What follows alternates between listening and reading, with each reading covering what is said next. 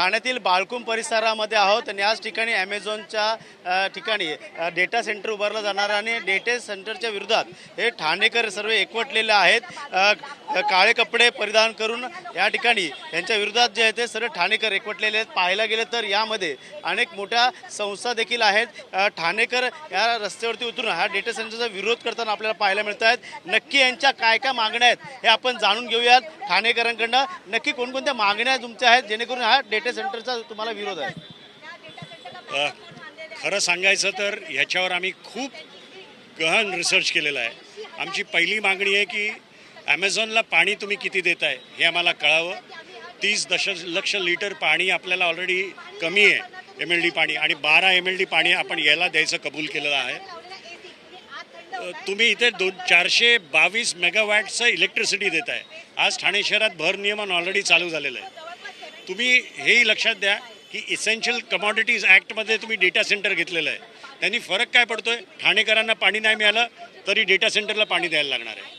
तुम्ही इलेक्ट्रिसिटी ठाणेकरांना नाही दिली तरी डेटा सेंटरला पाणी इलेक्ट्रिसिटी द्यायला लागणार आहे। आणि सर्वात महत्त्वाचं की याच्यात फक्त 150 लोकांना नोकऱ्या मिळणार आहेत, त्यातले 100 तर फक्त सिक्युरिटीवाले आहेत। म्हणजे ठाणे महानगरपालिकेच्या कुठल्याही नागरिकाला याचा काहीही फायदा नाही। वरती एक हीट आयलंड याच्या बाजूला जनरेट होणार आहे। आमची एकच मागणी आहे, आमचा ॲमेझॉनला विरोध नाही, आमचा हायपर स्केल डेटा सेंटरला विरोध नाही। आमचा विरोध अशासाठी आहे की एका रेसिडेन्शियल एरियामधनं हा डेटा सेंटर काढावा। नक्कीच तुमच्या वेगवेगळ्या मागण्या आहेत का? वाटतं येणाऱ्या काळात हा डेटा सेंटर हटवलं जाणार का? आणि हटवलं नाही गेलं तर पुन्हा तुमची भूमिका काय असणार?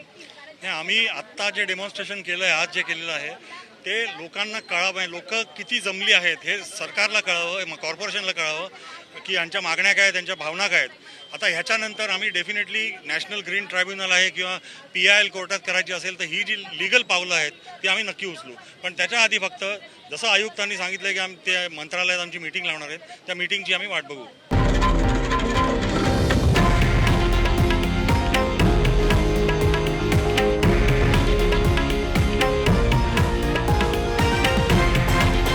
हे आहे देशातील नंबर 1 न्यूज नेटवर्क आणि आपण पाहत आहात TV9 मराठी, एकमेव।